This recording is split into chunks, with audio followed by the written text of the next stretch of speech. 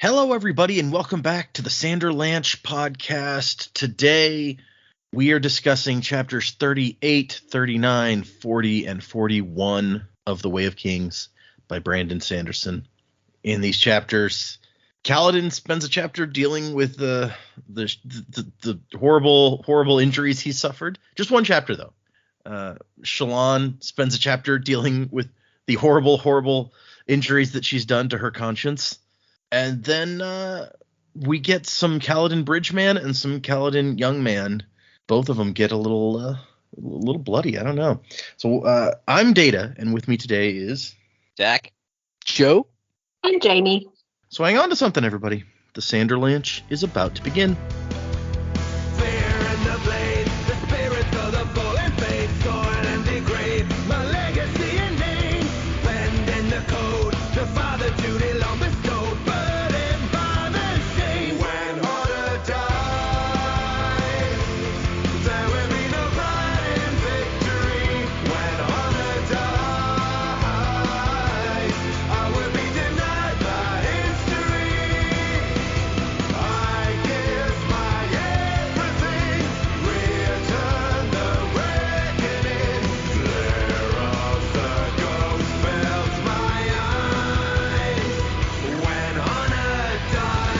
So yeah, 4 more chapters, although in a weird way, I feel like the most eventful one may have been the flashback. I don't know. What did you guys think of these 4 chapters?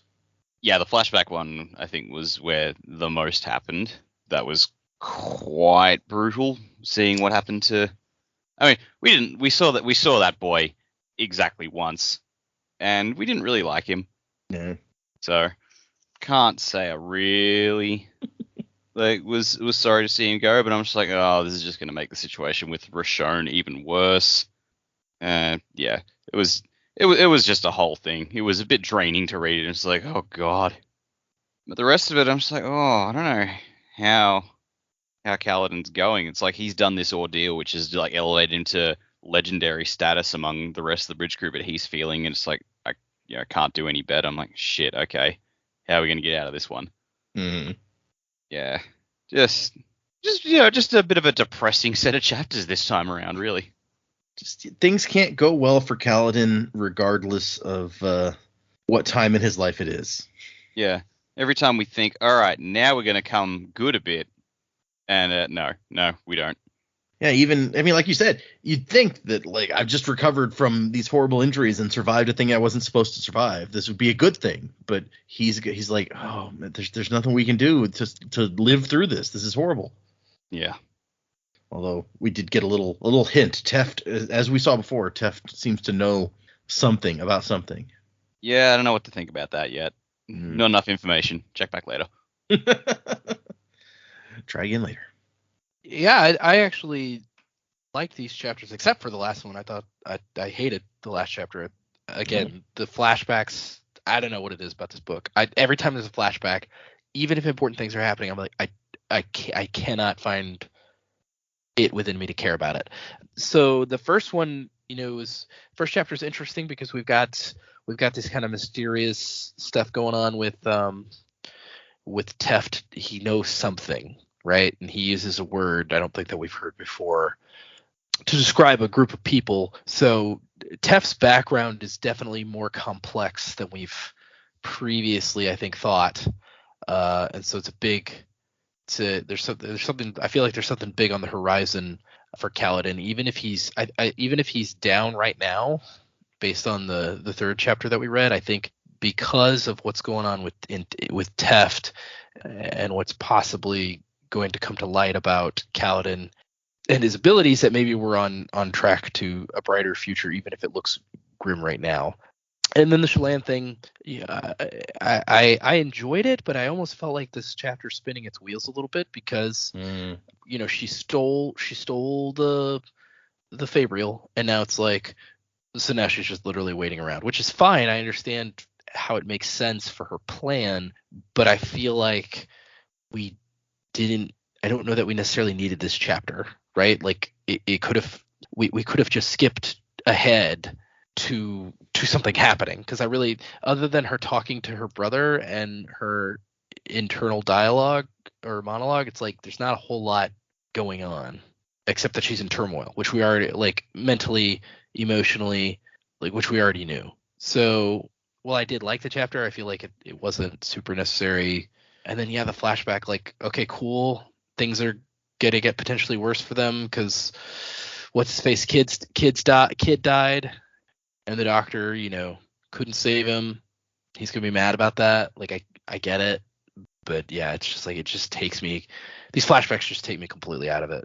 I just could not. I was a little disappointed that was the last thing we read this week. So it's like, ugh.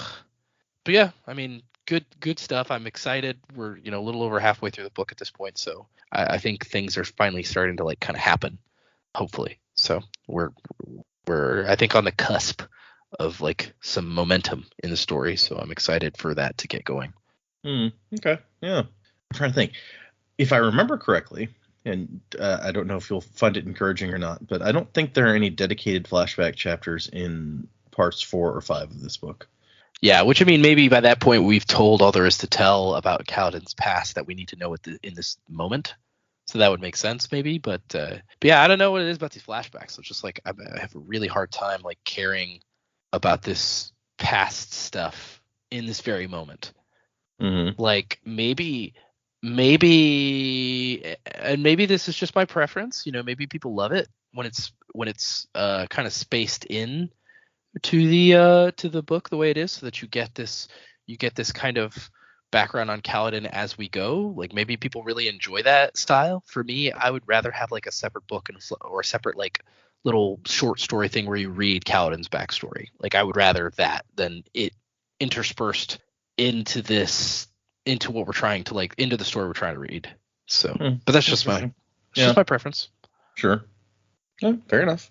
I like these chapters, and I did enjoy the flashback.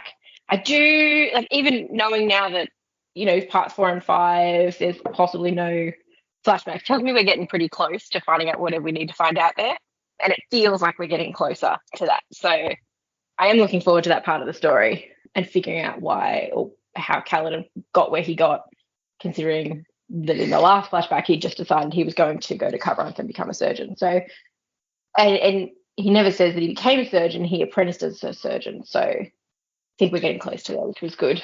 In Shallan's chapter, I'm really interested with what she draws when she's not paying attention to what she's drawing, because she's coming up with things that she didn't see or doesn't remember seeing. She's got the photographic memory, and now she just draws things, and it's weird. I was half expecting that, because she said she hadn't heard from Nanbalat, that was like his death that she was drawing. And I don't know whether she's drawing things that have happened or is drawing things that are to come, or I don't know, but I'm really interested in figuring more about that.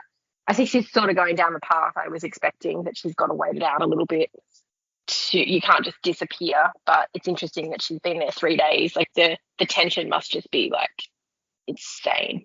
You have to feel like any moment you might be discovered. That's terrifying. But I'm keen to know where her story is going to go. I'm extremely curious about Tef's background. I really want to know. I can't wait till we get to the point where he and Kaladin actually get to sit down and talk about it, because I feel like Kaladin is owed a bit of an explanation. I want to know what the hell's up with Syl. What does Rock that ties in, and what does Tef know? And also, how is he going to go and recharge all these spheres?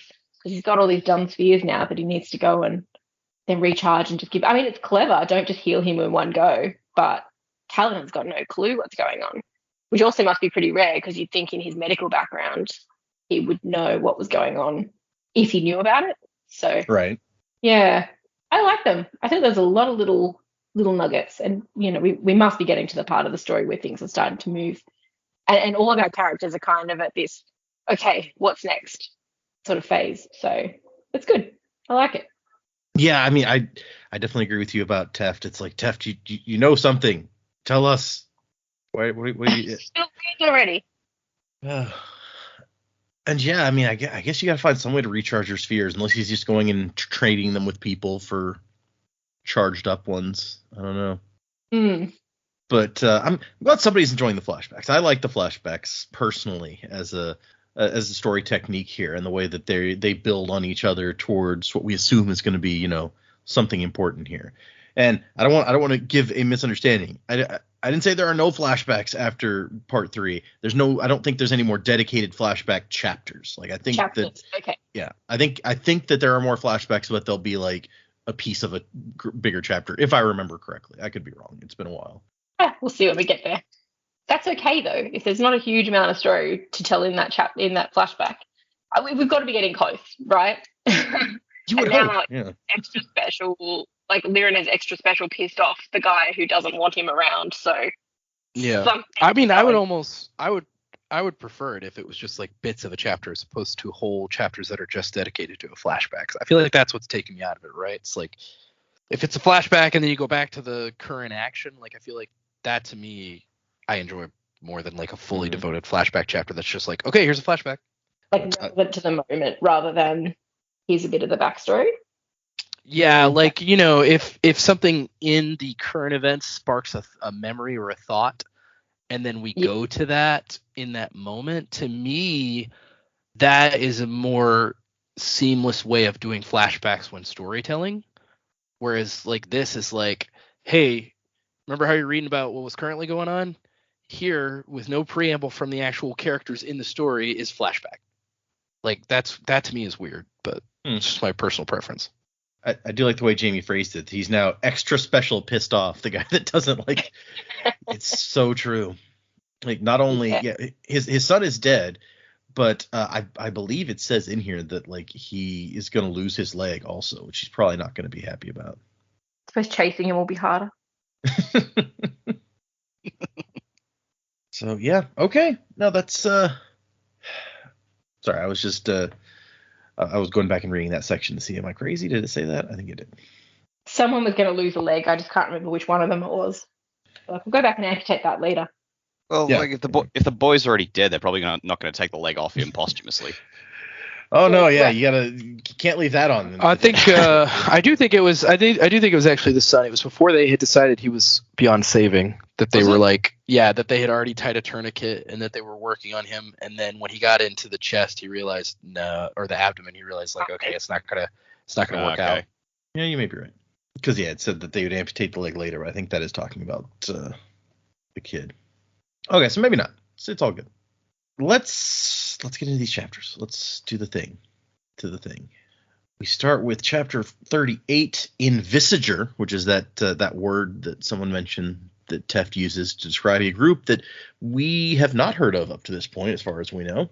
It's a interesting word, Invisager. What is? Oh, apparently it's a French word that means to consider. Okay. Yeah. Okay. I don't know what to do with this information. Yeah, no, it's not particularly helpful, and maybe it'll all make sense later. The epigraph here is, born from darkness, they bear its taint still, marked upon their bodies, much as the fire marks their souls. And the note is, it's from, this is a trustworthy source, but I'm not certain about this translation. Find the original quote in the 14th book of Seld and retranslate it myself, perhaps? All right. You go, whoever you are. You translate. I'm still fairly certain this is Yasna's notes. It kind of feels Yasna-ish to me. It feels scholarly at the very least, which is, she's, I think, the main 100%. Scholarly character that we know. Yeah. And this is kind of a weird chapter because it's mostly from Kaladin's point of view as he's going through, he's like drifting in and out of consciousness and potentially seeing things that are not there because of his horrible injuries. Near-death experience. Yeah. And he just keeps like the lessons that his father drilled into him when he was young. And Jamie mentioned, he says in a later chapter that he apprenticed as a surgeon, not that he completed it, which I guess confirms for us that he never like finished his whatever he was doing with his dad. Probably never went off to school unless he quit partway through school, I guess. And so he's elucidating the symptoms that he's experiencing as he like drifts in and out and remembering the correct treatments. Although he can't tell anyone the correct treatments, such as keep subject hydrated, wrap chest to prevent subject from taking part in strenuous activity. I don't think he's going to be doing any strenuous activity. Let's be fair. At one point, he opens his eyes and sees all the people laying down covered in blankets, and he thinks that corpses. This is a warehouse where corpses are lined up for sale. But who bought corpses? High Prince Sadeas. He bought corpses. They still walked after he bought them, but they were corpses. Which that's a way to look at it. Yeah, okay. Bleak. Very, very bleak. He'd failed Tien. He'd failed Goshel, his parents. He'd failed Dalit. Hey, we met Dalit in the first chapter. It took me a minute. I'm just like, who the hell is Dalit? And then I had to skip back. Yeah, that was a long time ago. It has been a good long while, yeah. And also, like, I thought, oh, is Goshel also in that? Nah, no. I don't know if I've heard Goshel before. No, we don't know Goshel. And so as he's as he's going through all this stuff in his head, he's also contemplating what Lamrel said at the end. Like, Bridgemen aren't supposed to survive. But why? Why would that be? Let's see. He's got some strained tendons, ripped muscles, cracked bones, maybe internal hemorrhaging, all the good stuff. And he sees the Death Spren, fist-sized and black with many legs and deep red eyes that glowed. So, this could be me reaching, but this description really made me think of what Kelsier saw when he looked at Ruin in the well. Oh, yeah. Like the creepy spider with the glowy red eye. Yeah, no, I got you. Yeah, so like, I don't know if there's a connection there. It could be a coinky dink, but that's where my mind went. I can see that. So only the dying. So that moment can that see you mentioned it, I'd completely forgotten about that. I did not remember that was a thing. Well, I mean, speaking of things that were a long time ago. Right? Yeah, seriously. We've come a long way since Secret History. But to be honest, I still don't quite remember that. I'm going to have to go and figure that out. Of course, when he saw it, like, it was like a giant, like, bigger than he could even imagine sort of creature, like a Cthulhu giant black spider monster. But yeah, but I mean, this could be like all the shard powers came from the same place. If we assume the Spren are an offshoot of like a shard's power, then it could be like, oh, someone's just got a little bit of Ruin left in them, and that's what this is. Because I mean, Ruin and death, they go hand in hand. That makes sense to me, anyway. Yeah. And then there's a tiny figure made of pure white light standing between him and the Death Spren. Not childlike at all, she stood guard on his chest, holding a sword made of light. And it kept them at bay, but there were a lot of Death Spren, more and more each time he was lucid enough to look. I like that his last little thing is severe delusions caused by trauma to the head. Do not allow alcohol intake. Administer fathom bark to reduce cranial swelling. Fire moss can be used in extreme cases, but beware letting subject form an addiction. If medication fails, trepanning the skull may be needed to relieve pressure, usually fatal. Jesus. Yeah, no one wants trepanning the skull. Let's be clear on this. In case anyone's not familiar with this term, that involves drilling holes in your head. It's not fun. Yeah, and obviously they don't know how to do it safely if they're like usually fatal. It's like, how far do I drill? I don't know. Keep going till you hit something squishy. All right. If you hit something squishy, you should have stopped already. Yeah. But then we cut to Teft, who is he's slipping in to see Kaladin, who they're keeping back in the back of the barracks, all bundled up, and making sure that he's never alone because they're worried about what might happen. Gaz came to see him, but Gaz just figures that he's going to die. Like, men didn't live long with wounds like those. But people are talking about this. Just like you guys assumed that they would be. They're like, you were like, somebody survives the thing that everyone knows they weren't supposed to survive. It's going to cause some chatter. And Teft is like, man, Sadeas is not going to like that he lived. So maybe one of the other Light Eyes might decide to relieve their Bright Lord of the problem by quietly taking Kaladin out. So they have to make sure that he's never alone. And Scar is watching over him right now and says that Kaladin is seeing something that he can't see. And so everyone knows that Death Spren, you can only see them when you're dying. And they're like, oh, this is bad. And so when he's alone with Kaladin, Teft's like, why now? Why here? After so many have watched and waited, you come here? But he thinks, oh, I don't really know that this is... Also, a really good line that I like. You took a bunch of hanged men and lifted them up just enough to breathe. Now you're going to leave them? I won't have it, you hear? That was a good line. Yeah, it's a very poignant metaphor, I feel like. And so he puts these spheres in Kaladin's hand, and he watches. All the envisagers had were stories and legends. Fool's tales, Teft had called them, idle dreams. And so he just watches and he's like, of course nothing's going to happen. What are you, an idiot, Teft? Those spheres would buy a few drinks. Take those back. And then suddenly Kaladin draws in a breath and the light from the spheres fades away and his eyes snap open and some of the cuts actually like heal themselves in front of Teft.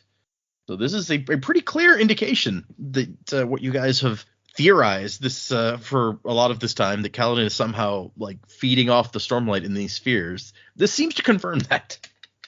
And the light seems to get used up. Kaladin goes back to like unconsciousness, and he's still not doing well, but he's doing a little better. And Teft says, Almighty, cast from heaven to dwell in our hearts. It is true. Why now? Why here? And why me? So he's going to go trade these spheres for spheres with some light in them and let Kaladin drain those too, but not too fast. Can't have him heal too quickly or that'll draw too much attention. And I need to tell the Invisagers, except the Invisagers were gone, dead because of what he had done. And if there were others, he had no idea how to locate them. So he's not going to say anything until he can figure something out. And that's the end of that chapter. I did not expect Teft to become as important as he apparently is going to be. Right? Yeah, he's got some information at the very least that he's going to need to impart to us. Yeah, with a name like Teft, I guess you never know what you're going to get. Honestly, like the thought I had going through this when I read this bit is like, man, we never expected like this is like expecting Teft to be so tied into the mysteries on this planet. It's like that's like expecting Ron to all of a sudden have like, I know Voldemort, I know his life story. I'm his brother. What? Yeah, Ron turns to Harry and be like, hey, you know who is like trying to kill you? Well, I've got to tell you, I know all about him. He's like, what? We've been friends for like 6 years. Why haven't you told me before this? Well, didn't make sense for plot reasons, so I just kind of left you hanging, mate. You never asked. But Ron, you're 17. Voldemort's like 70. Yeah, well, I don't know. It's just something my mum told me, so I figured might be important. Ron got held back a lot, and we just didn't know. Yeah, that's why I'm so tall, Okay, so after that Harry Potter moment, Joe's available for parties to play Ron, obviously. Sure. Well, I don't know what kind of party that. I'm not redheaded. Yeah, exactly. I'm not redheaded or tall, so those are issues. But other than that, I'm ready. They'll throw on a wig. It's fine. Some stilts. So put on some lifts. Exactly. Man. The second chapter is called Burned Into Her, which that's fun. And the epigraph says, within a heartbeat, Alezarv was there, crossing a distance that would have taken more than 4 months to travel by foot.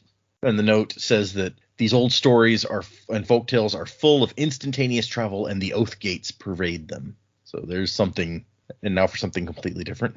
And we are with Shallan, who is, she's having some problems with the stuff that has happened recently.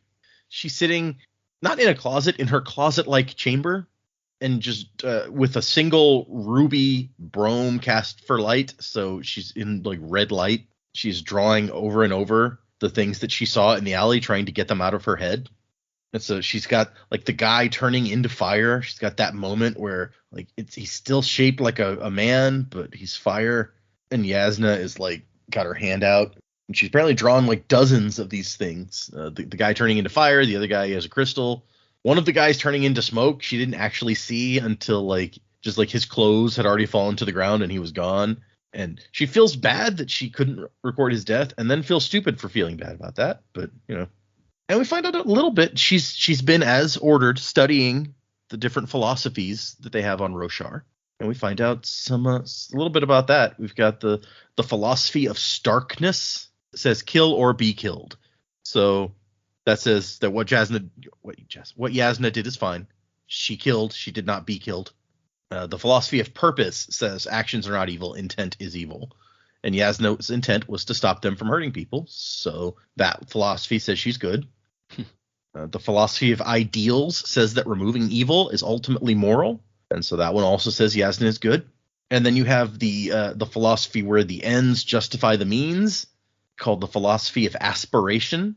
And that one also says what Yasna did was right. So she's dealing with a lot of her studies saying that actually Yasna was right But in addition to that, that Shallan was wrong in what she did, because as she uses all of these philosophies to examine her theft of the Soulcaster from this woman who trusted her, she finds that they all say that she's evil or bad. I don't know if good or evil is exactly, but I don't know. Do you guys have any opinions on these various philosophies?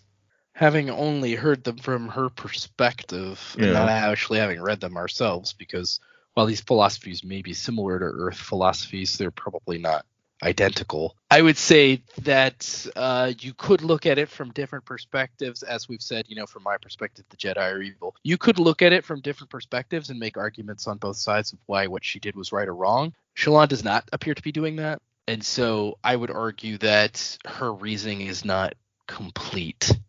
But that's also up to a person's interpretation of what is good, what is evil. There's so many caveats that are not being explored in this aspect that I would say that while her reasoning is not unnatural, I guess it's not unthinkable for her to think this way, it also is a little bit flawed.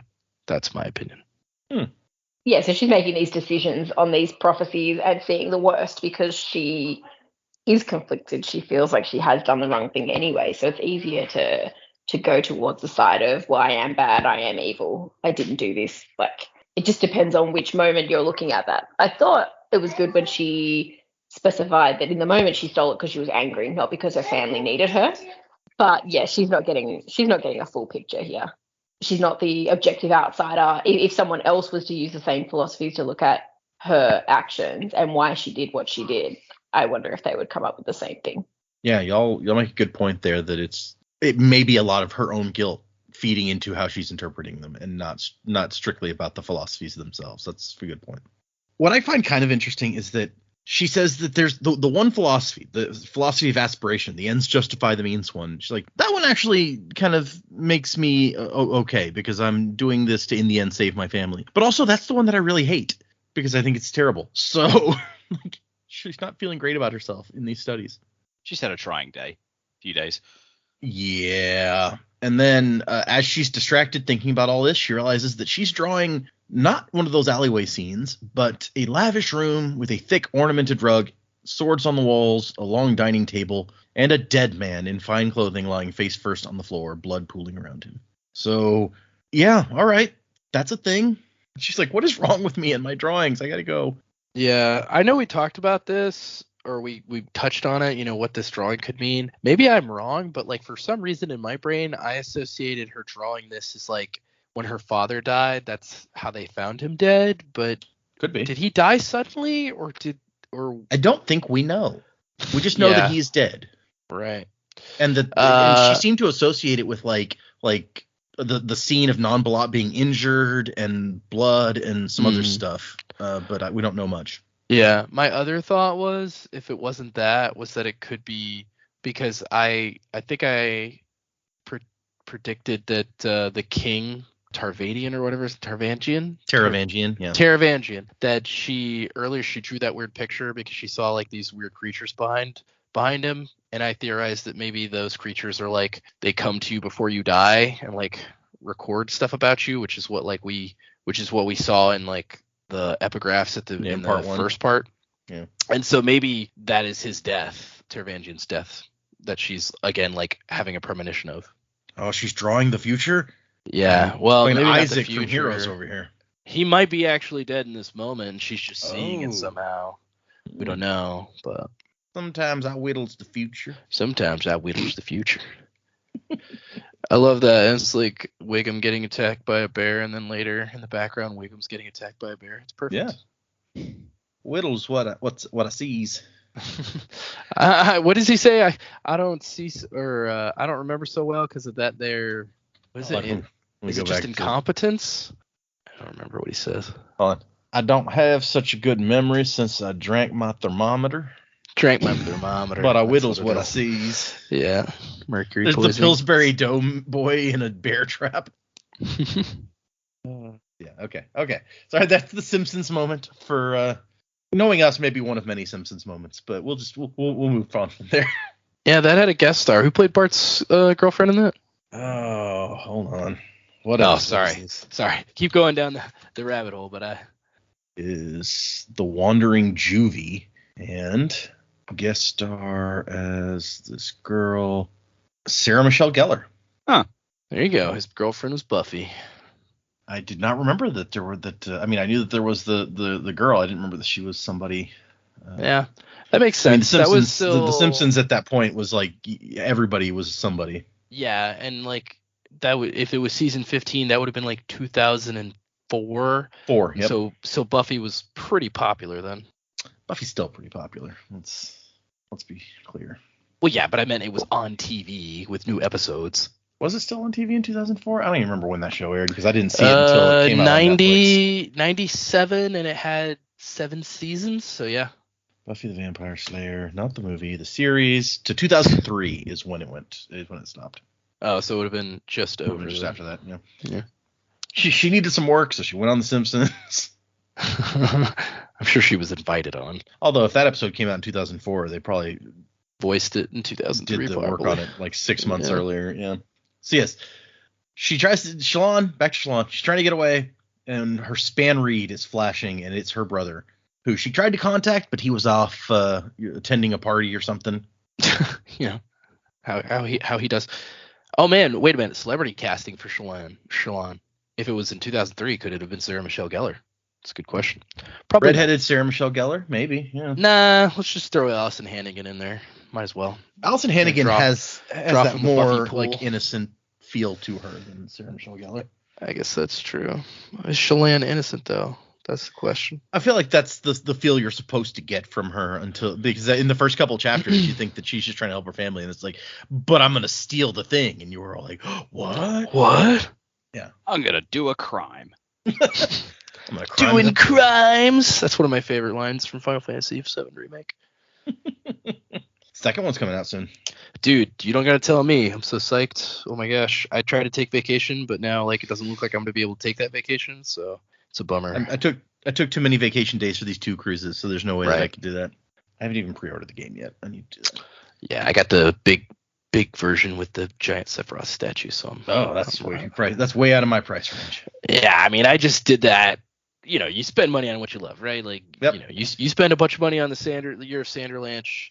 I spent probably around the same amount of money on, or maybe a little less on the Sephiroth statue version.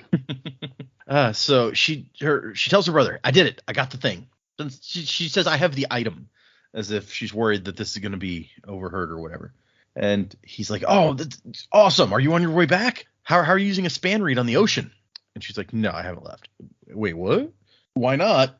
And she's like, no, look, see, it would be too suspicious if I left, like, and then she discovered the thing was broken. Like, she would instantly know. I got to wait till she discovers it, and then I can try to, like, redirect her suspicions in other directions. She's already suspicious of the Ardentia. And he's like, okay, but yeah, what if that doesn't happen? What if she just immediately assumes it's you and, like, searches you and finds it? And Shalon's like, well, that's still better than if I ran away and she had to come after us. Like, I know this woman now. She's not going to let this go. If she thinks that I robbed her, she will hunt me down and she will exact retribution. If she figures out that I did it, it's better for me to be here, and she'll take it and probably cast me out. What does she say? She's banished me from her sight, is what she said. Or turn you into like a crystal or smoke or fire, And she says, if we make her work and chase after me, she can be ruthless. It would not go well for us. She's gonna turn us all into smoke. Smoke them if you got them. Smoke them if you got them. And so, like, she's like, look, I need a few weeks to see what happens, and then I'll come up with a good reason and head home. And her brother's like, you know what? That's really smart. You've thought through this way better than I have. When did you get so good at logic, small one? Probably at the same time you started pulling the legs off small animals. Yeah, maybe. I will never let that go. The men who gave father his fabrial visited again. They asked after you. I'm worried about them. They disturb me in a profound way. Well, bye. Fat Tony's back. Yes. Or even better, robot mafia. Dawnbot? Yeah, Dawnbot. The Dawnbot. If we don't get this fabrial, I'm gonna clamp you. Hey, boss, didn't you say that Clance is back on that other planet? Maybe the Robot Mafia and Fat Tony are all involved on different planets. They're part of the same organization. Oh, shit. Now It's I am all- suspicious. His leg's been sawn off. But yes, so I do like the thought that like she finds a maid in her room. It's like, wait, I don't know this maid. Did Yasna send someone to search my room? Did she already do that? Did she like find it and switch out the one that I took with the one that I left when I wasn't paying attention? And now I've got the fake one again, or the broken one again.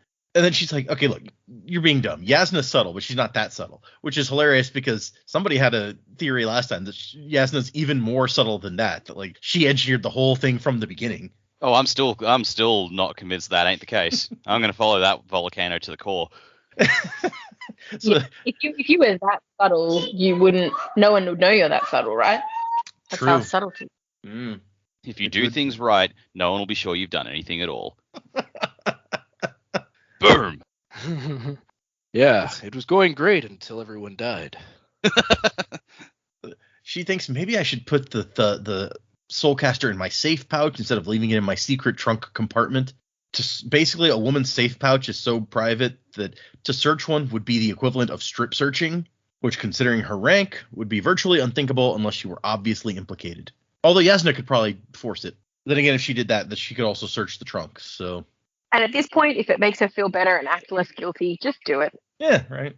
Yeah, you don't need to like do a Zoidberg and have a note that says Cab Sal confesses from the desk of Shallan. It was me. It was me, Cabsol.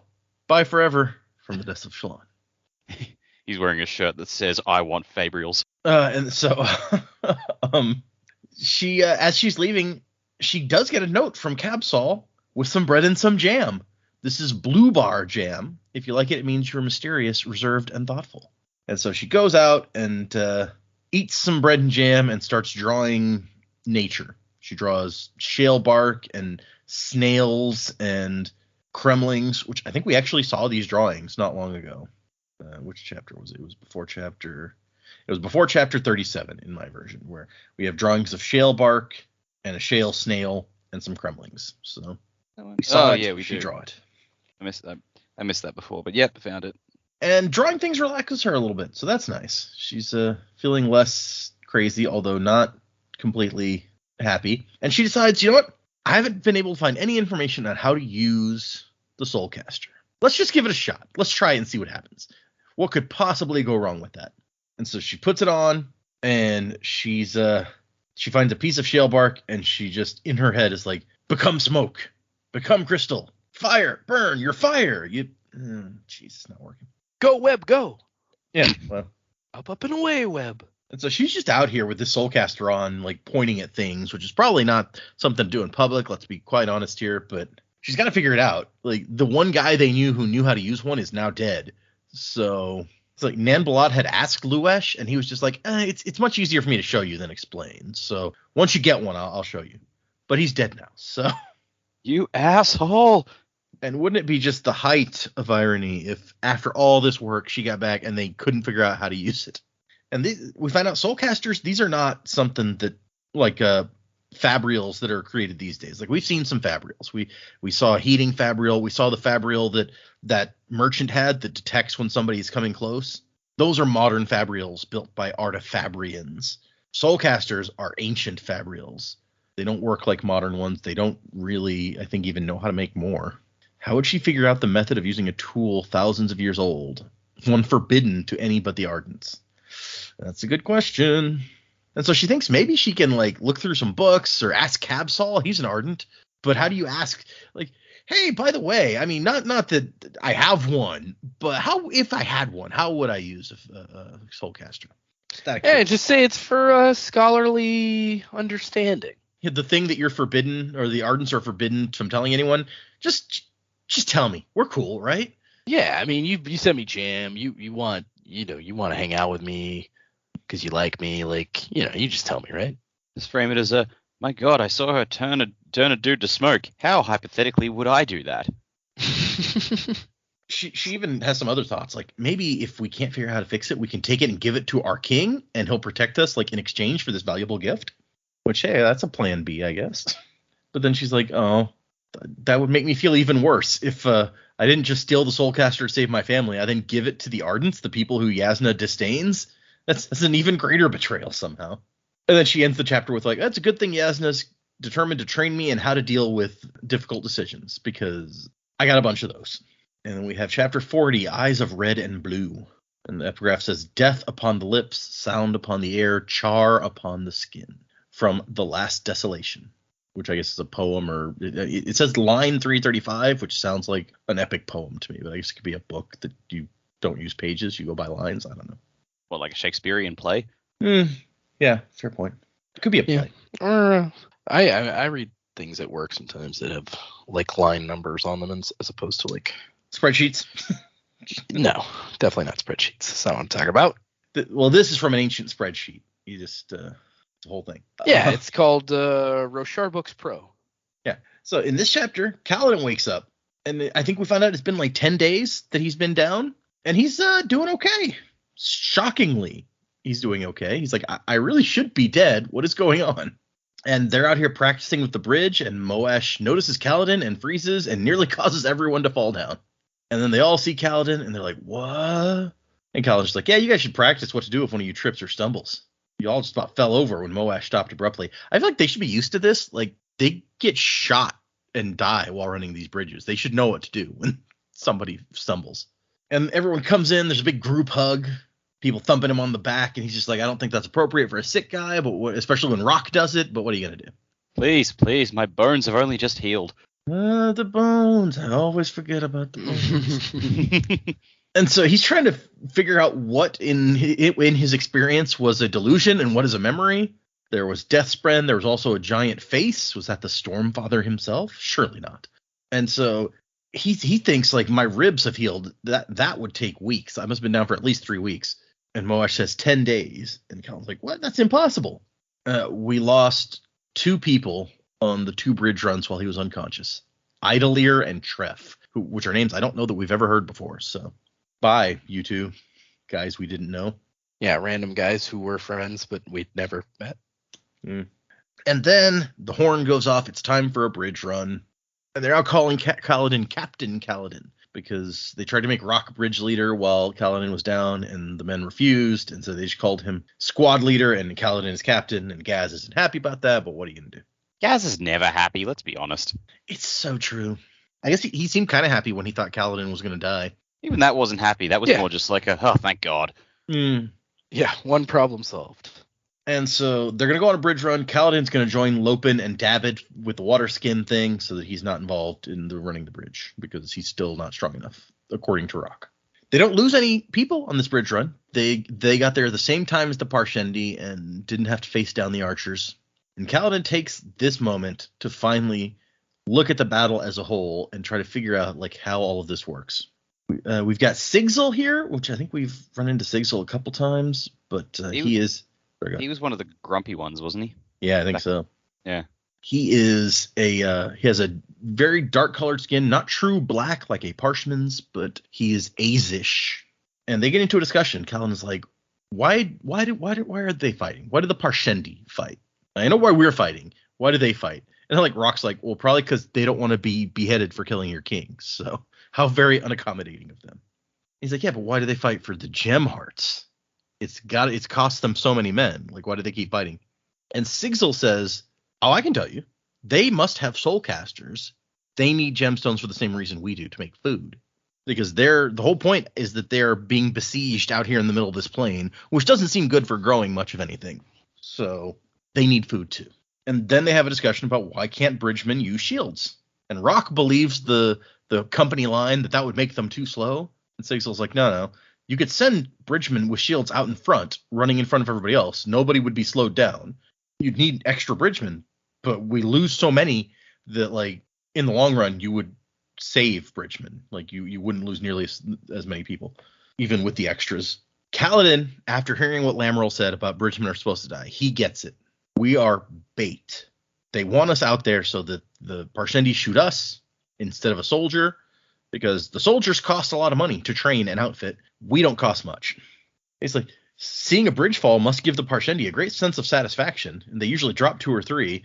There's no way for them to know that they don't care about us at all. Thaddeus is Zap Brannigan sending wave after wave of his own men. Exactly. Like, pretty much literally, yeah. And so this is a depressing realization for everyone. but nothing they can do about it. It doesn't really change anything for them to understand. Rock is making food.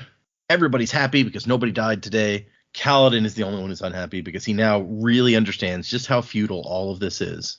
Why Sadeas refused to acknowledge Kaladin's survival? Because he was already a bridgeman, and that was a death sentence in and of itself.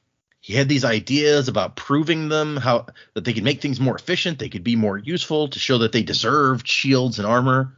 But no, that wasn't going to work because a bridgeman who survived was by definition a bridgeman who'd failed. It's all very depressing.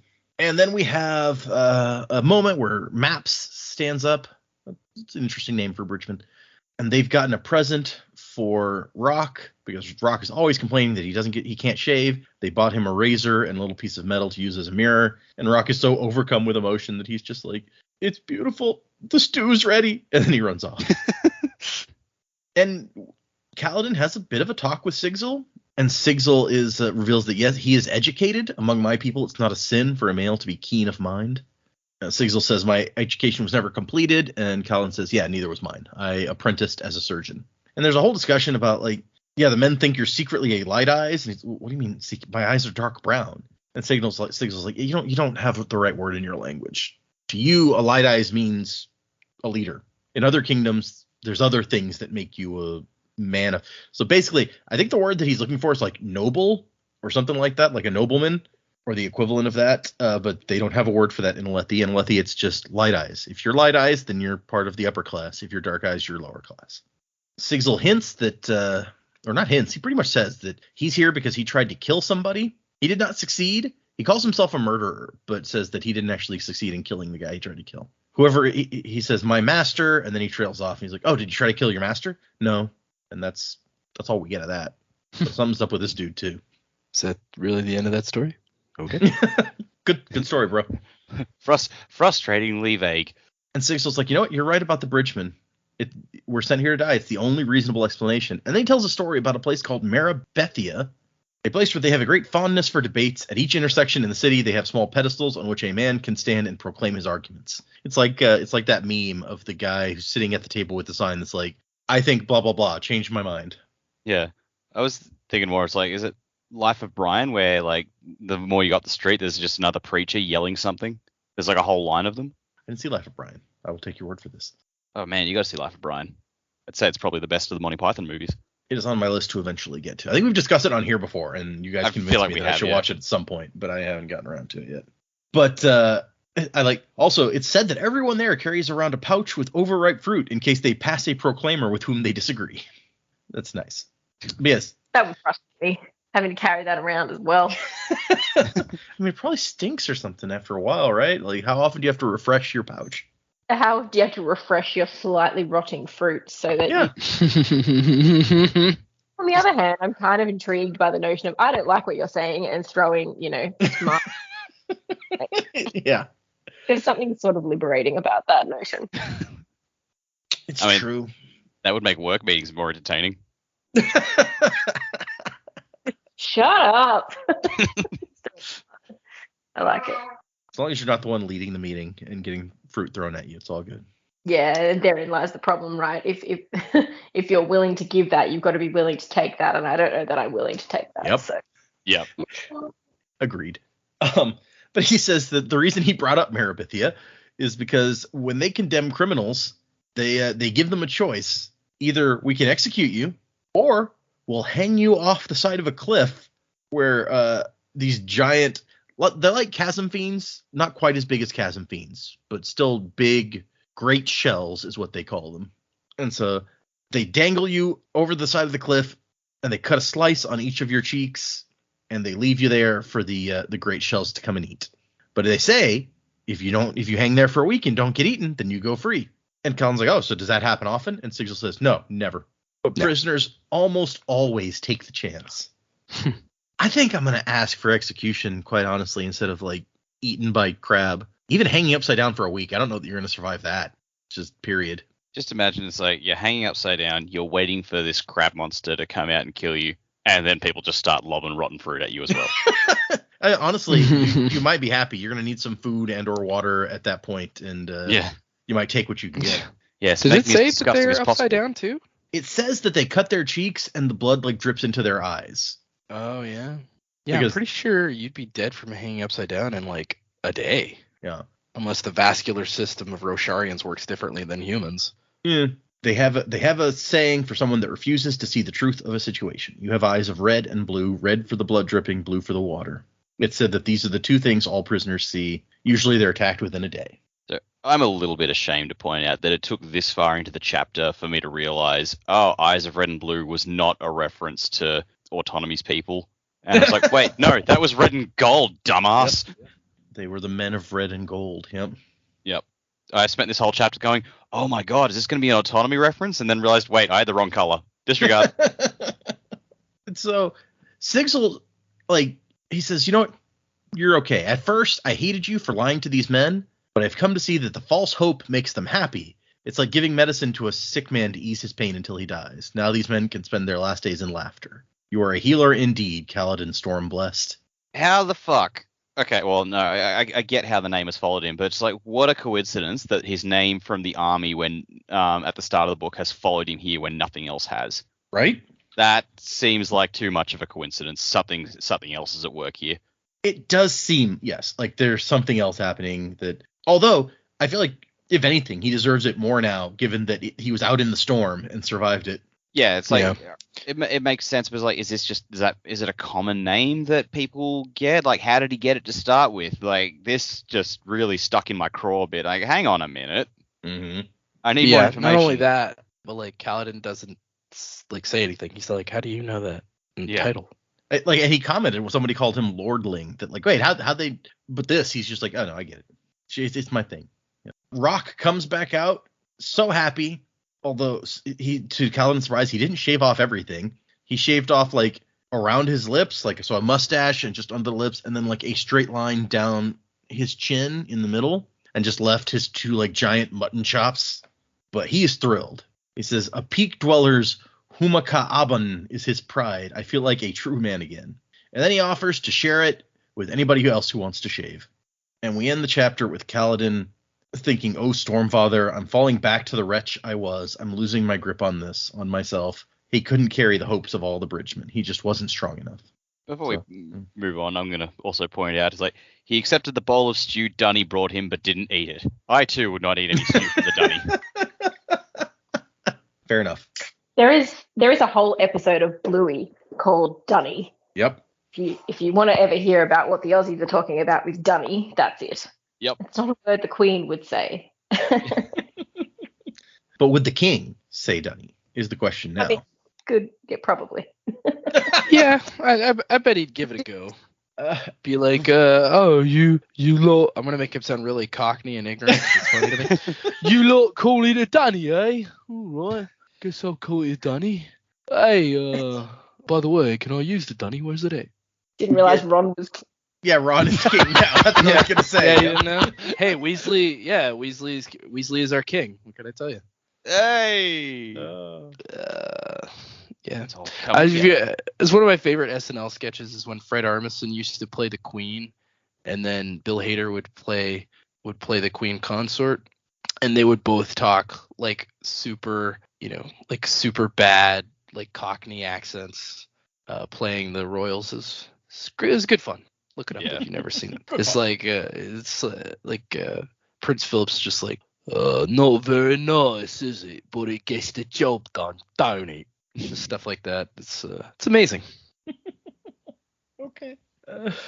Before the next chapter, we get a drawing of an axe hound.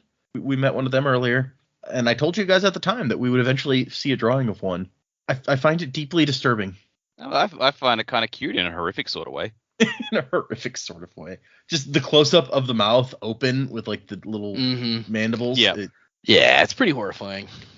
It's like just the picture below that of just like the whole body. And it's like, oh, it looks fine up until you see the close-up on the face. So this is what passes for a pet in this world. This crab dog, kind of a crayfish tail. I mean, I would 100% have one of these as a pet. I would call him Clicky. Clicky. You would call him Zoidberg, and you know it. Yeah, touche. Yeah, one fine day with a clack and a woof, a baby was born in a cause No, I don't. Crab dog. I hated Crab dog. Crab Dog would have been a better show. Little crab dog. Our last chapter is the flashback to 5.5 years ago. You sound so beleaguered. No, I'm just thinking about Cat Dog now, and I don't like it. Cat Dog. Yeah, in all fairness, Cat Dog was a messed up show. It was bizarre.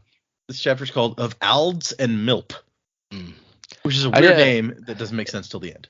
Yeah, and it's like, to me, it's like Brandon was having fun with this chapter title. He's like, this is going to be my Rosencrantz and Guildenstern are dead moment. It's like these guys that are side characters died, and that's the chapter of the title of the chapter. It's true. That's an interesting comparison to draw. So we start with Laurel screaming as Kaladin pushes his way into the surgery room. We have Bright Lord Relir, Roshon's son, is on one of the tables, and Roshon himself is on another table. And Relir has an evil-looking tusk-like thing jutting from his abdomen. And his dad has similar bony spears shoved into his leg. And Laurel's at the door just screaming, "Do something! Work harder!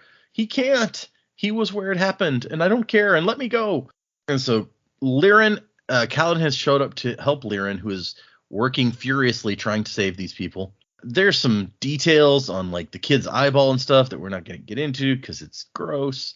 But just these two are injured quite badly is the upshot.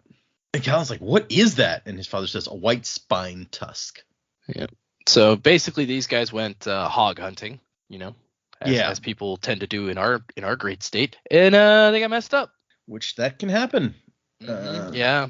I knew a guy who he was hunting a wild hog and it charged him and gored him in such a way that it tore the tendon in his leg. So his whole lower body just went out from under him. And so he had to have surgery to replace that. And the surgeons did not stabilize his mouth well. So while he was in surgery, he bit down so hard he cracked or he chipped his teeth. Oh. So, yeah. So the upside was the upside was he got his medical bills paid for, so he didn't have to pay for anything because of the teeth thing. I guess still a pretty good. Yeah, people like to hunt dangerous stuff. I mean, we started out the part 2 or whatever with the king hunting a chasm fiend. So compared to that, this isn't so bad. We don't actually know what a white spine is, but if you can hunt it without a shard blade and shard plate, then it's already not so bad comparatively. Just tell these guys. And so Liren, after he's working on Relir, and then eventually he just walks over and starts working on Roshon instead. And Roshon's like, "What are you doing? What about my son?" And Liren says, "Your son is dead." He's like, "No, he's not dead. I can see him moving. Tend to him." And he tells Kaladin to get the Daze Water, which that's a fun name for something that knocks you out. And Liren has to explain to this guy as he's treating him that he has 3 rules for triage, essentially, when trying to decide between 2 patients. If their wounds are equal, you treat the youngest first. If the wounds are unequal, you treat the most gravely wounded first. And Roshon's like, "Yes, exactly. You should be looking at my son." It's like, no, the 3rd rule overrides both of the others. You have to know when someone's beyond your ability to help. I'm sorry, I'd save him if I could, but I can't. And Roshon is trying to he's horribly injured, but he's trying to get up out of the bed to do something to save his son. And they put these bandages soaked in Daze Water over his mouth to knock him out. And then he says to also give some to Relir. It's the only mercy we can give him. Relir, another of those names that's exactly symmetrical. Random thing I noticed just now. And Liren's just idiots. Isn't sending half of us off to war enough for them? They have to seek death even when living in a quiet town. And Kaladin's like, "Dad, he's not going to be happy when he wakes up." And there is a moment as Liren is cutting tusk free that says the knife is right next to the femoral artery. And Kaladin thinks just one little flick and he would bleed out and no one would ever know that that Liren didn't do everything he could to save him. And Liren kind of hesitates, and then he looks at Kaladin and he finishes up and saves the guy's life. And we cut to later where Kaladin's just sitting outside thinking about all this stuff. And Liren comes out and Kaladin's like, "I saw what you did. You would have let him die if I hadn't been there, wouldn't you? Why didn't you? It would have solved so much." And Liren's like, "No, that would have been murder. Murder is bad." which we've previously established is an official stance of this podcast. Murder bad. I don't know if anyone is second guessing that in this situation. Like, do we need to underline that? I thought that was pretty self-explanatory. Yeah, I mean, murder bad. Huh. Food good. Dogs good. And Murder's still bad. Yeah. I mean, Rashon though, Kaladin is like, I might have let him die. I'm just saying. And Laren's like, no, I couldn't have not saved him because I'm not a killer. Somebody has to start. Somebody has to do what is right because it is right. If nobody starts, then no one else can follow. They do their best to kill themselves and us. The others still haven't brought back Alds and Milp, 2 townsmen who'd gone on the hunt with them and had apparently been just as injured as the 2 Light Eyes. But the Light Eyes didn't give a shit. They left them behind to die. We have to be better than they are. And Kaladin's thinking after Liren leaves, he's like, would I have let him die? Maybe even, flick the knife a little bit, get him there quicker. No, cutting the artery wouldn't have been justified. But what obligation did Kaladin have to help? Withholding his aid was not the same as killing. At that moment, Kaladin knew that he could kill if he needed to. Some people, like a festering finger or leg shattered beyond repair, just needed to be removed. Which, to draw another parallel back to Wise Man's Fear, which we've done before, is a lesson that someone teaches Kavoth in that book. Some people just need killing. Joe's like, I don't know that I agree with that. Yeah, I mean, look, him saying withholding is not the same as killing. If you have the ability to not even easily, if you have the ability to, without threat to yourself, help somebody and you choose not to, and it's a life or death situation, you're killing them.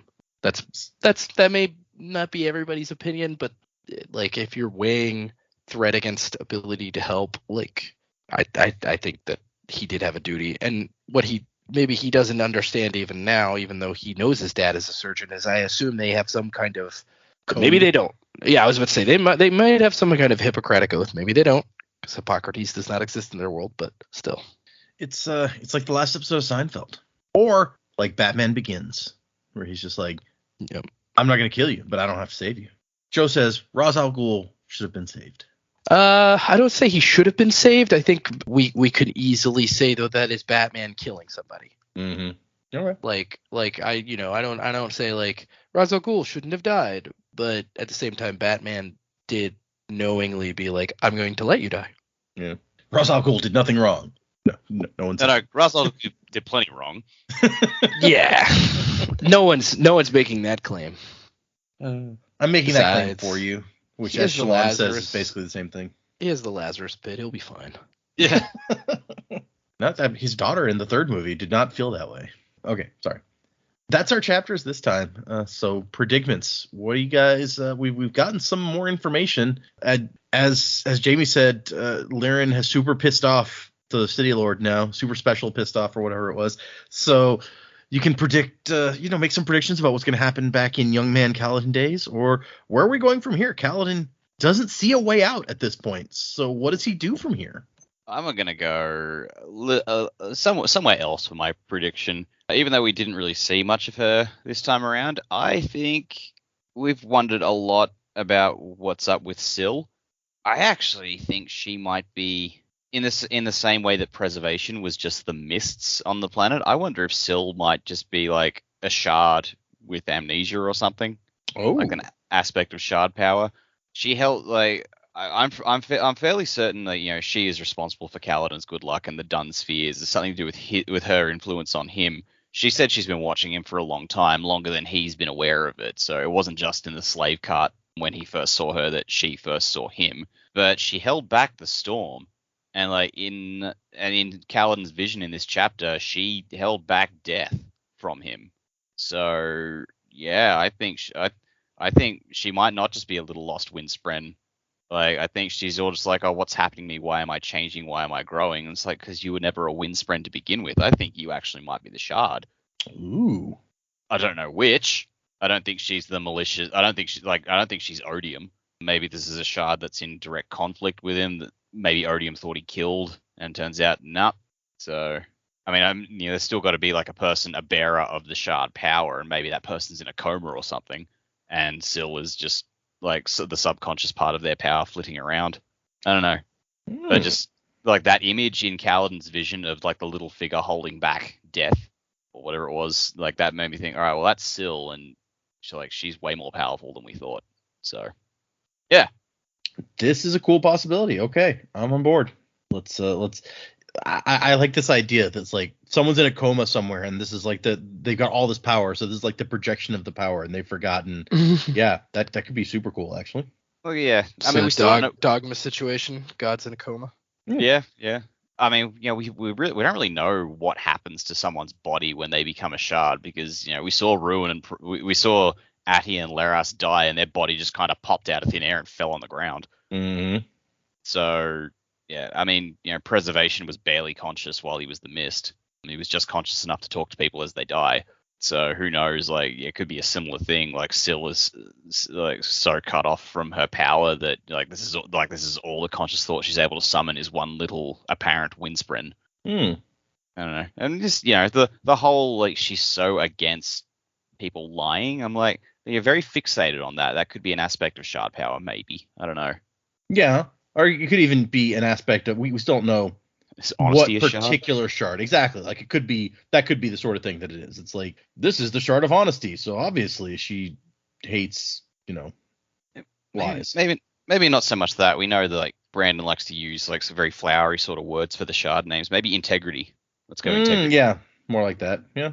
Truth in action as well as deed. I mean, truth in action as well as thought. That's what I mean. Yes. Yeah, that thing. The thing that I said. That's what I mean. Yeah. Anyway, that's all I got this week. But yeah, that's where my mind went to turning. That is, I do like that came out in a chapter or in a section where, like you said, we didn't see too much still. We saw a little bit of her, and it was a kind of dramatic moment of her like fending off these death spren. Yeah. And so yeah, I like this idea. Cool. So I feel like I've kind of sprinkled some stuff throughout. So let's kind of go back to the beginning here. So we've got Kaladin surviving. Yeah, I like what Dax said about her holding back the storm, and then very, very possibly holding back death. And so we've got obviously something going on with Syl, something going on with Kaladin as well. So really, I guess my biggest thing is if Syl is a shard and has amnesia or is a projection of a shard's power, like where do they converge? Where does she converge with Kaladin? Is it like it was just crazy random happenstance, or what is inside Kaladin that called out to her originally? Because it sounds like she'd been following him for a long time. So like why was she following him? Is she reacting to Kaladin's power, or is he reacting to her power, or are they both reacting to each other's power? And like where does that kind of stem from? So I'm going to predict a little bit differently. I like Dak's predicament, but him talking about all that made me think. I think Syl is actually her maybe not her original essence, but her consciousness and stuff is a projection of Kaladin's power. I think he's the one who's causing her to actually become somewhat human-like in emotions, consciousness, understanding truth, honesty, those kinds of things.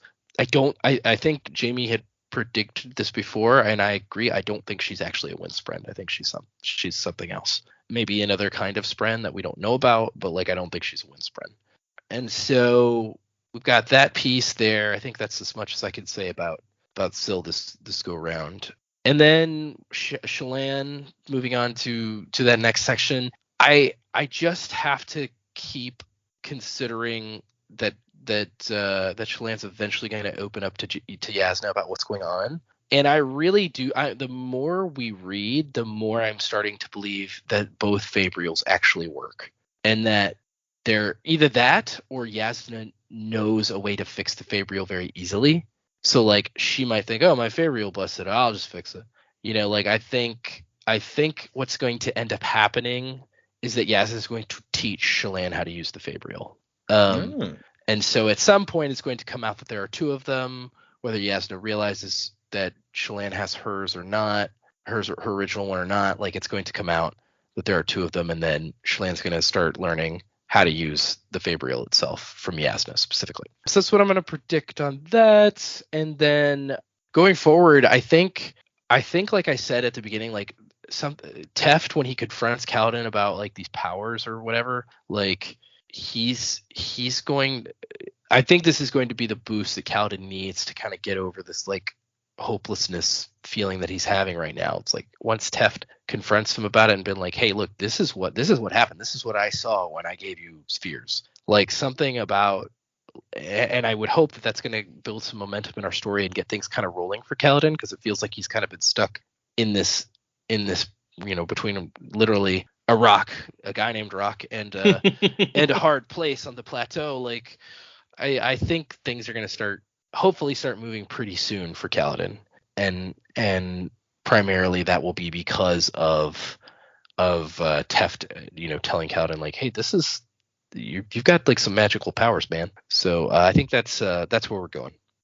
Okay, I'm now picturing this scene of like Shallan and Yasna are sitting around one day, and Yasna tries to use her soulcaster and it doesn't work. She's like, oh yeah, this thing got out of alignment, and she like turns something 30 degrees and it works fine, and Shallan's jaw just drops open like, all this stuff that I did for that'd be hilarious. I think this dude's assistant, like her dad's assistant or whatever, who said he knew how to use it, I think he was full of crap.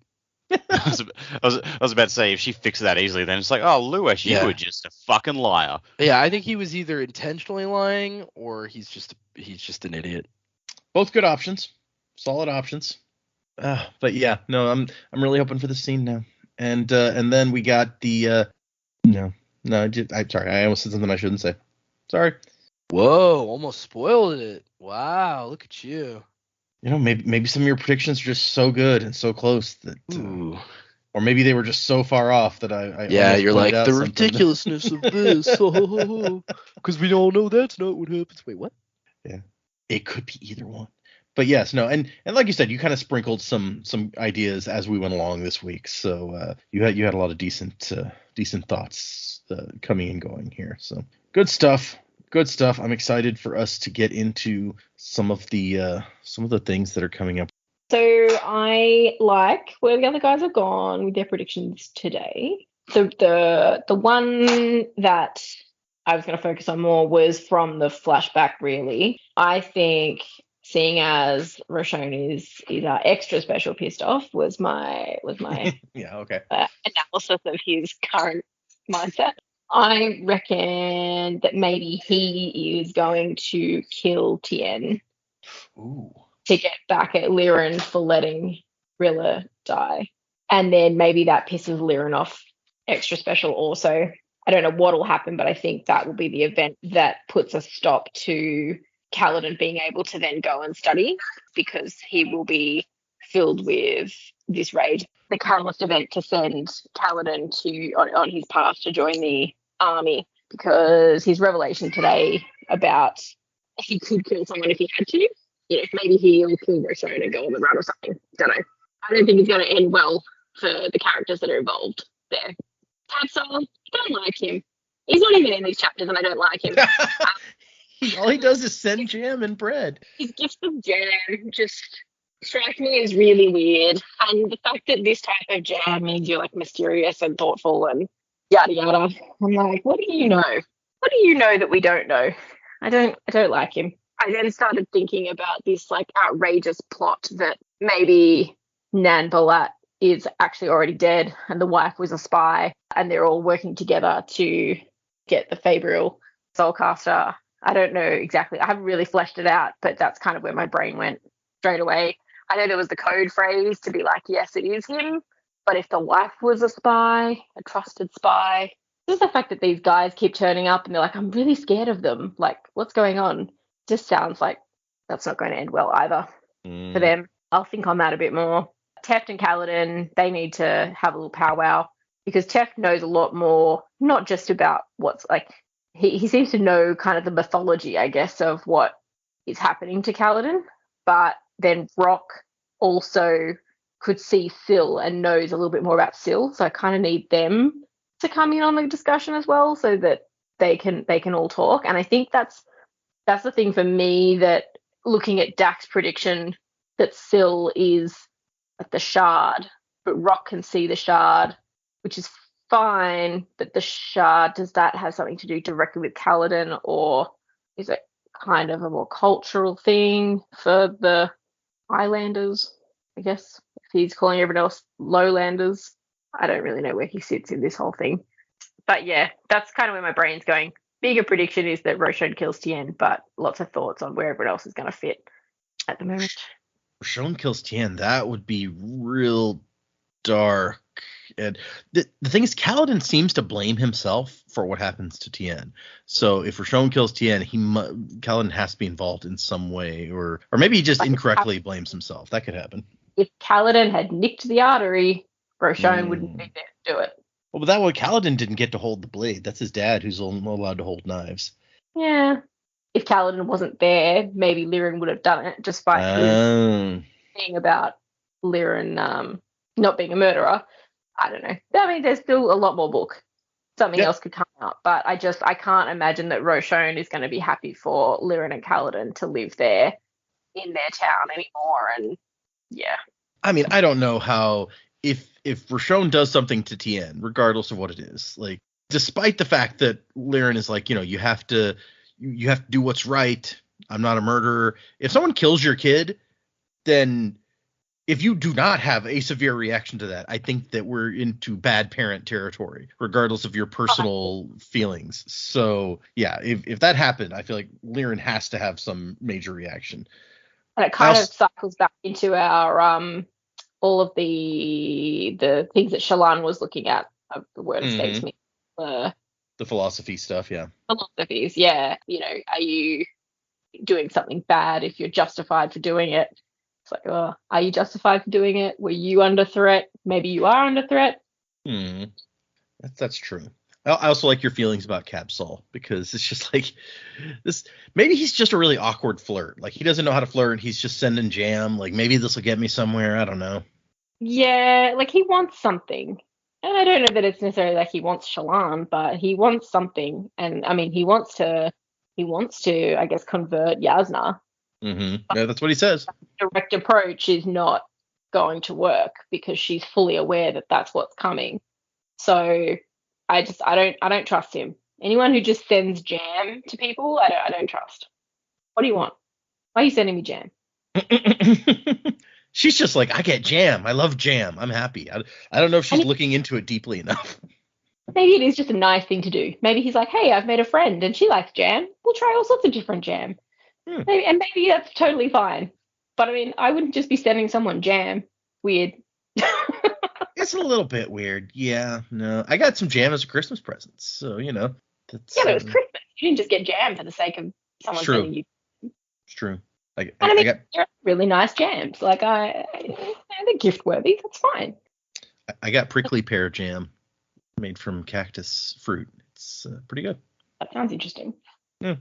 So yes, some interesting thoughts here about we like you keep saying, like, we must be close to something in these flashbacks. Something's got to be explained soon. So it really does seem like things have been ramping up with the last couple, like the confrontation with Roshon, and now like the death of Roshon's son. Things can only get more extreme from here, I feel like. You'd think so. So yeah, we'll see. We're I'm not gonna say we're approaching the end of part 3. Part 3 is a pretty long part. I think we have 4 more episodes left of part 3, so we'll see what happens before then.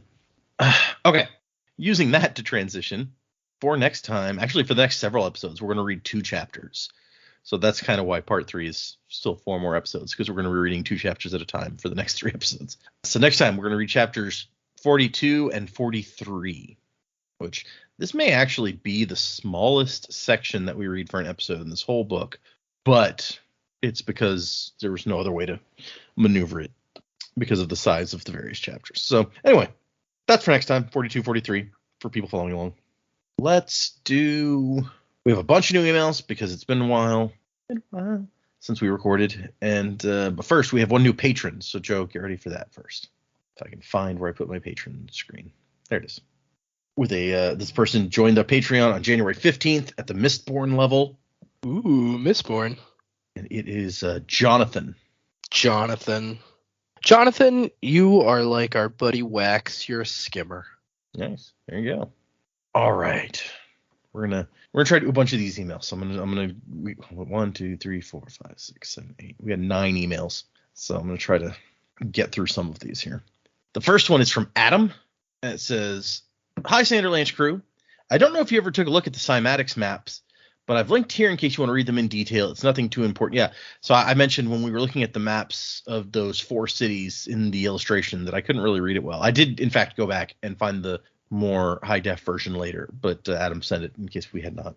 Also, glad you added as an afternote that you found Cabsol's Devotary. Otherwise, I definitely would have issued a correction. So, yeah, I did. We discussed in that episode, we couldn't figure out what Devotary Cabsol was from. And then when I found it after the fact, Dax was like, yeah, you should go put that in. And so I did add an editor's note there. Awesome. Adam says, as an aside, I did want to mention that I really appreciate the way Brandon writes Yasna. For a religious person, he does a very good job giving the perspective and rationale of an atheist. As an atheist myself, I think her explanation of her views is very well thought out and holds up to scrutiny.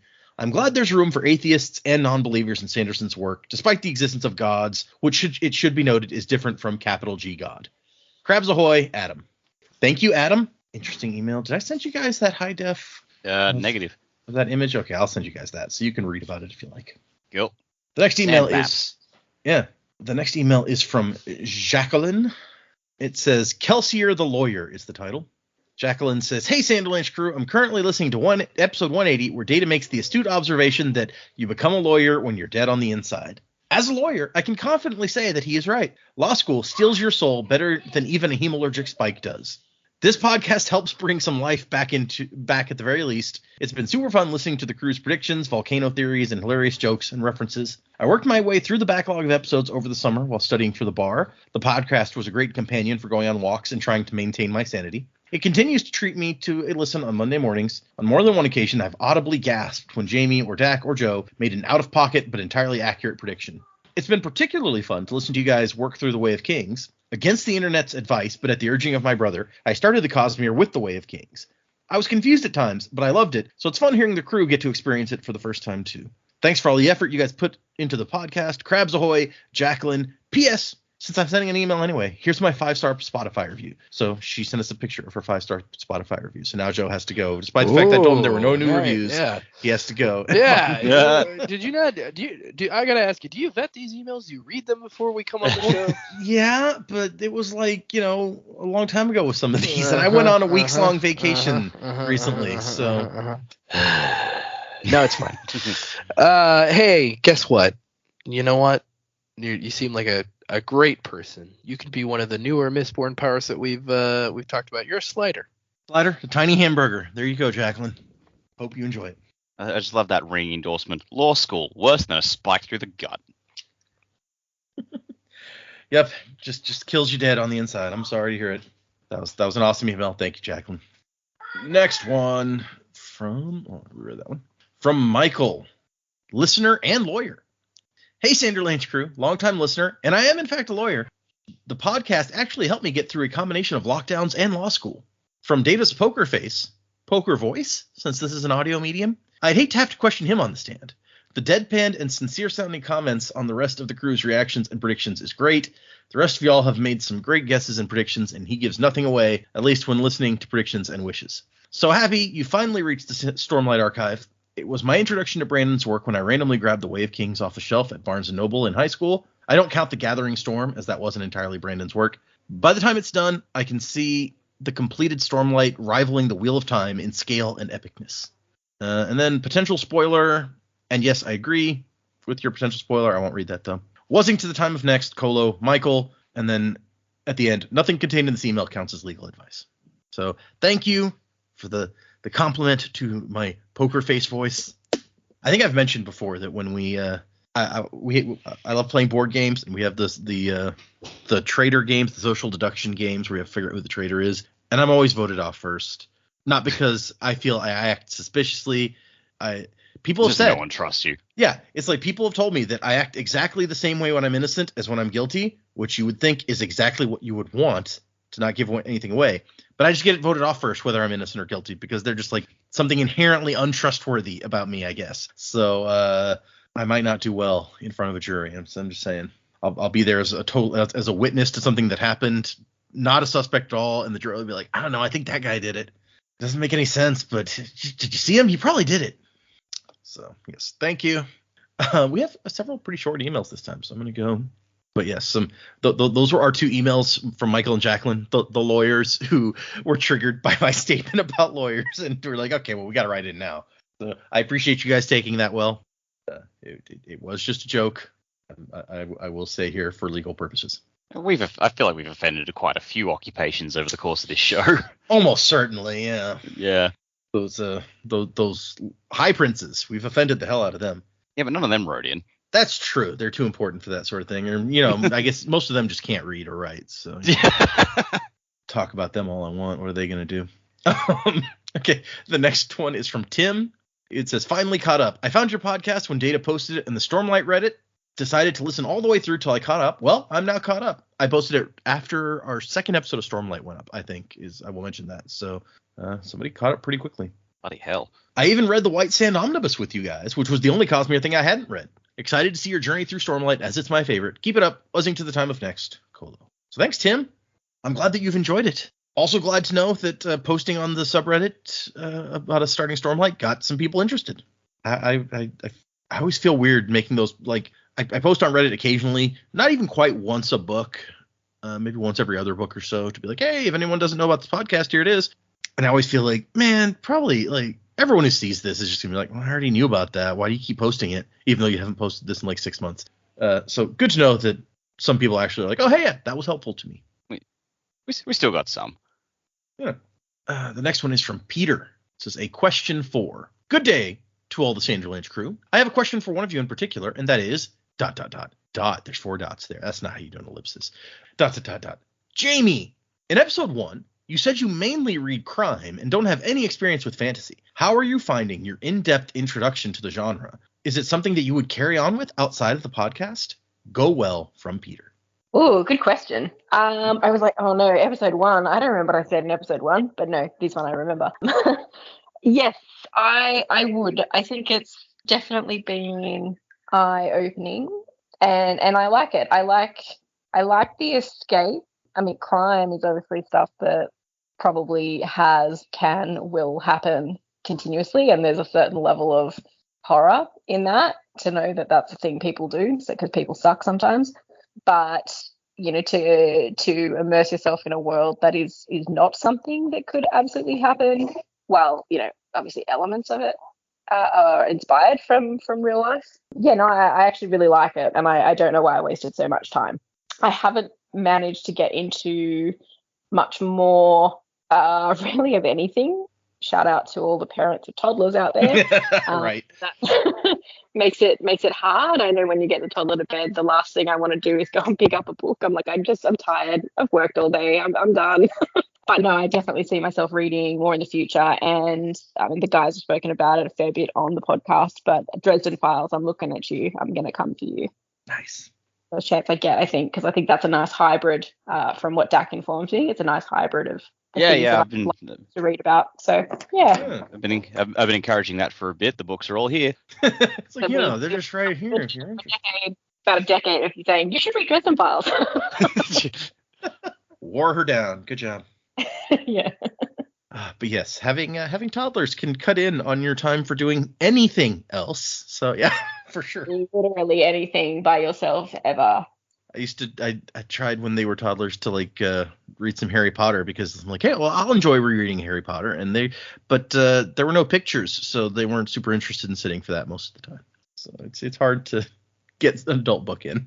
And the attention span. So our child is loving more involved books. I don't know if anyone read Franklin as a kid, but she's really into the Franklin books now. And it's enough of a story that she's into the story, but it's not enough. And she could pick out the story that she wants to read, but it's not enough to get into an ongoing story. Yeah. I look forward to the day we can start reading a novel, because that would be really nice to read at bedtime. But no, instead I will read Franklin is Messy 3 times a night.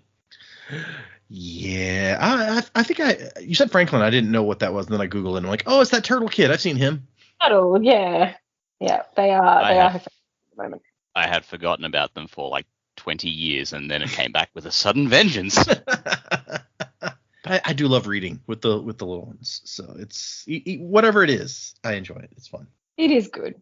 We were able to get into stuff like some of the Dr. Seuss stuff that's actually a story, like the Lorax or the Grinch Stole Christmas or things like that are a little bit bigger and actually have a story to them, but still have pictures and things. So it advances gradually for me. So I feel you. Glad to know that we've corrupted Jamie and gotten her interested in fantasy. It's good. One of us. Somebody was just chanting that in the Discord, actually. So that's hilarious. Okay, one more email, and then I'll save some for the future, since we had so many. This one is a very short one. It is titled Bananas, and it says, "Greetings, Sanderlanchers. What are your opinions on bananas? Thank you very much, from Ruben." All right. They are fine. I enjoy eating a banana from time to time. Sometimes that's like a complete breakfast for me because I'm on the go and I need a banana. But I do have trouble finding good bananas where we live. Especially because as a youth, I traveled to South America for a few months and the bananas were so delicious. And so then I came home and I was like, wow, these bananas are trash. So it is very difficult for me to find a good banana, but I do enjoy a banana from time to time. No? Anybody else? Yeah, they're bananas. They're okay.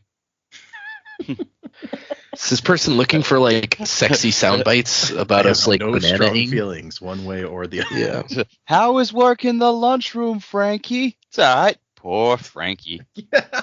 I will say that I love banana Laffy Taffy. It's my favorite flavor of Laffy Taffy. There you go. I dislike bananas probably 363 days of the year. I don't know why. It's just occasionally you go, you know what, I need a banana. And I reckon it'll happen twice a year, and that's it. Interesting. I would put a banana in a smoothie or something. Like I make things with bananas a lot, but the idea of actually eating the banana, and I think it's a texture thing. It's just it's like Joe's saying, it's really hard to get a good banana, and there's such a fine window between it being not ripe enough and then overripe, and it's very hard. You could be staring at it and it'll go from not ripe enough to overripe just while you're looking. Yeah, it's true. There's a razor's edge there, which my little ones love bananas, and so we'll buy them, and then they'll be like, I don't want a banana today, and then like 2 days later, it's like, oh, these bananas are not good anymore. Yeah. Yeah. Yeah, you've always got the banana that you're like, oh, in a few days I'll make a banana bread with that, and then you realize it's been a week, and it's like, oh, I can't do anything with that. That's got to go. It's no good. But you ever want to make a toddler upset? Give them their banana in the wrong way. Oh, Jesus. Peel it, chop it, don't chop it, accidentally break it. Yeah. Oh, don't do that. An imperfect banana, that will not fly. But the trick is they won't tell you how they want the banana delivered to you. Mm-hmm. Yeah. Do they want you to peel it? Do they want to peel it themselves? You won't know until after you give it to them. Yeah, that's so funny because I was just watching Miss Rachel like YouTube or Instagram video about that today, where it's like literally the lady hands her the banana. She's like, I didn't want it peeled. So it's really funny that you guys are talking about that. I just saw that today. We lived that. Yeah. There's our child. Hang on, there's our child's input to the podcast. What do you want? Hey, what do you want? I need a banana. She loves bananas. Oh. And now we're talking about Yeah. Must have. Jamie mentioned putting them in like a smoothie or something. That's good. Yeah. I'll do like a strawberry banana milkshake every now and then. That's also good. Mm-hmm. Anyway, so I hope Ruben that you got what you were hoping for out of this banana discussion. If anyone else would like to send us an email, like I say, anyone else. If anyone other than Ruben wants to send us no. If anyone wants to send us an email, anybody wants to send us emails not about fruit, I'm willing to answer fruit questions. It's okay. If anyone wants to send us an email, the address is thesanderlanche@gmail.com. You can find us on Instagram and X and Facebook and Patreon, where I have not had time to finish my read of Defiant, and I don't know if I'm going to have time to even edit the ones that I've recorded so far with my vacations. It's been kind of a crapshoot. So I'm sorry if those have been inconsistent with the episodes popping up on the Patreon, but I can do so much. Speaking of which, So we're going to be around, I think, or I say we. I'm going to be around for this record and the next record that we would do. So we will be recording 2 episodes before I am then gone for 2 weeks. The problem being that the second episode we record is going to be very close to the date when I leave, and I don't know whether or not I will have time to successfully edit it before I leave. So you will get 2 weeks of break. I just don't know whether it will be after this episode or after the next episode. So I'll try to post something on when I know one way or the other before I leave for Australia. I'll try to make a post on Twitter or Facebook or something so that everyone else will know. But yeah, right now I'm not sure when that break is going to fall. I'll just let everybody know. For the next one, whenever that one is, as I said, we're going to read 2 chapters, 42 and 43, if you are following along. Music by Miracle of Sound. Get that in there. Just sorry that February is going to be a weird month with unpredictable what have yous, whatever. But that's what happens when I try to take all of my vacation at the beginning of the year for whatever insane reason I decided to do that. So thanks everybody. Thanks patrons. Thanks people on the Discord.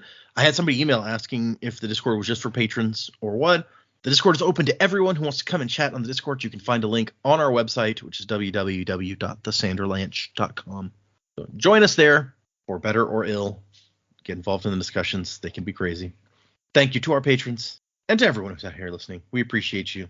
2 chapters for next time. And wuzzing to the time of next. Colo, P.S. Fasher. Crabs ahoy!